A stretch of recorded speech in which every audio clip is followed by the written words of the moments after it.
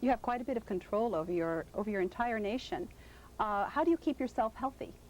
Well, of course, by eating the best food that is available, by going out and exercising at good sport.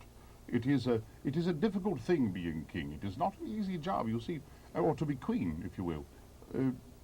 You must do everything. You must decide on the taxes, decide an argument over which peasant shall keep a cow if there is some disagreement between them on it, on how taxes shall be raised or levied. And this is a very weighty problem. Heavy lies the head that bears the crown, so they say. And it is so.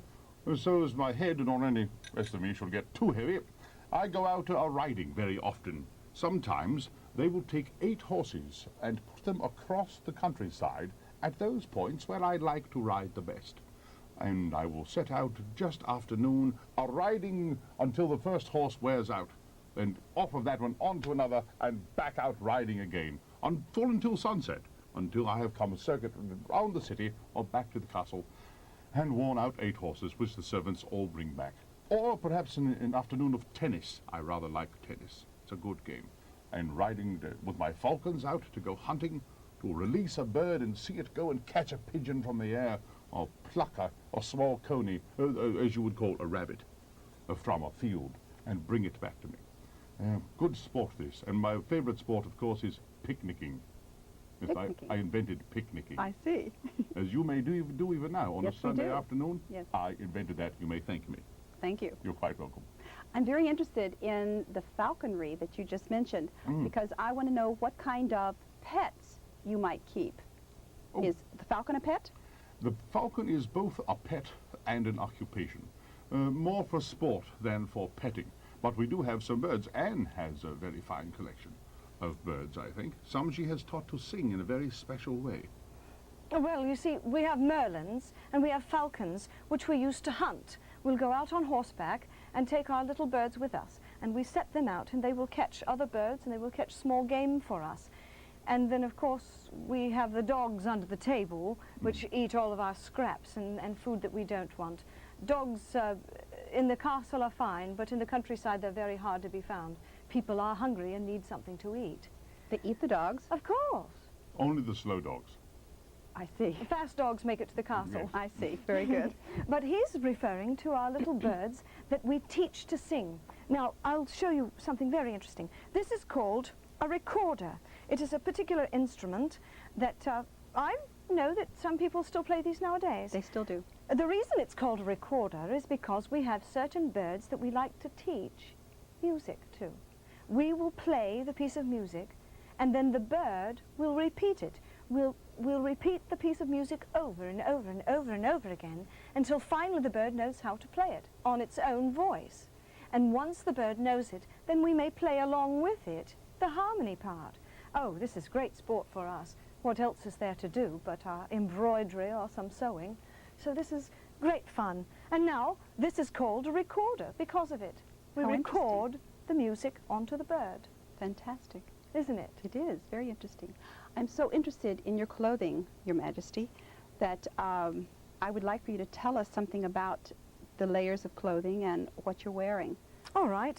As I did show you, I do carry my instruments. Some of my instruments I carry on me so that I have them at all times. Everything should be carried with you so that if you are anywhere, you have just what you need. For instance, some people ask me, why do you carry your cup?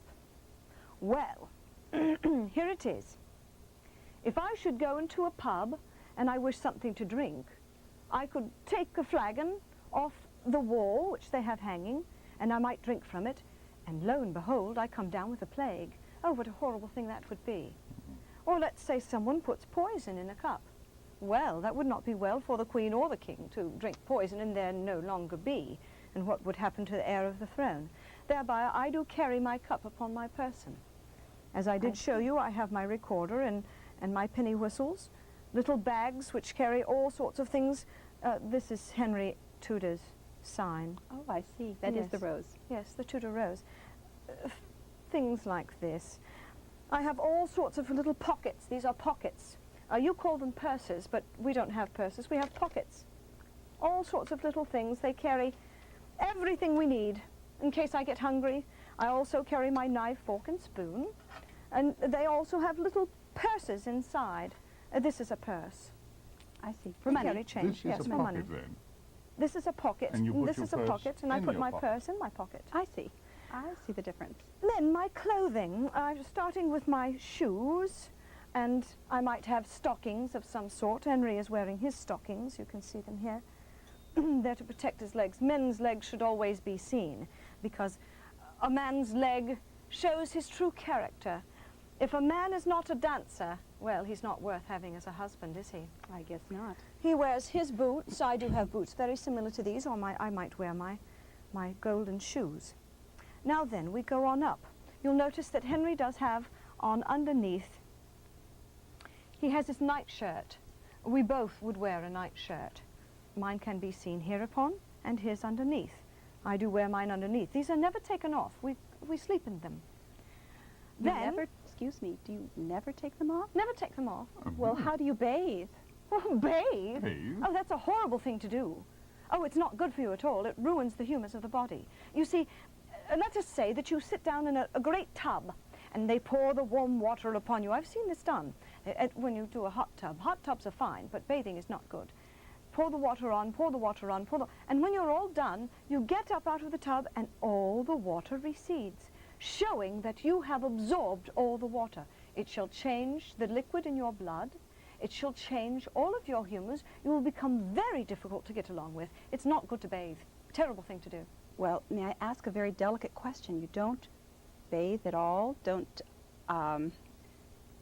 in this country, we bathe every day, at least, sometimes twice a day, and I know deodorant was not invented then. This is something to keep the body fresh. What do you do about that?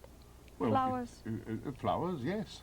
It is true what you say, that from time to time, if we do not bathe often, perhaps twice a year or more often, if you're moved to. We're scraped more often. Scraped. Tell me about this. Well, you take all the dirt off by scraping it off. Scraping off your dirt and your skin too? I imagine. I don't know. Anyone who scrapes skin from me is no longer engaged as my personal bather. Okay. They are sent straight away to the tower. It doesn't last very long. But bathing, bathing not very often. You see, my lady, good Lady Queen Anne, her ladies of her handmaidens and the ladies of the court work so long, so many hours, at making a dress such as this. It is fitted to her to perfection, Yes. and made so well that once she has put into it, it is sewn up the back and kept on at length until and kept on and kept on and on and on until it is a time to the fabric begins to wear or become too dirty. Then it is cut it off and put on a new one. You're saying then that you wear clothes for weeks, the For weeks. same outfit without taking it off. You sleep in it? How do you sleep? It's too cold not to wear them. It's very cold and dank in the castles, and if you take your clothes off to change into something else, you might catch a fever and a cold and then die, and that would be terrible for us to die. But if there are some people who, dare I say it, begin to smell like peasants after a while, Yes. then we have a thing called a pomander. It might be a fruit, a citron, as you might, I think you call them oranges. Yes. And placed in it, studded all round it, cloves, so that, and it was carried on your person. When we were transported here by magic, I left mine behind, or I could show it to you. But no one here smells like a peasant. It's very pleasant, this place you have. Thank you. And the pomander is not needed, but if you're in the company of someone who smells like an ox or an overripe sow, well, then you can hold the pomander close to your nose and get the scent of a fresh orange and a clove, and not the scent of the sow. Great. And that's worn on interesting. the outside of the clothing, of course. The inside of the clothing is something very different.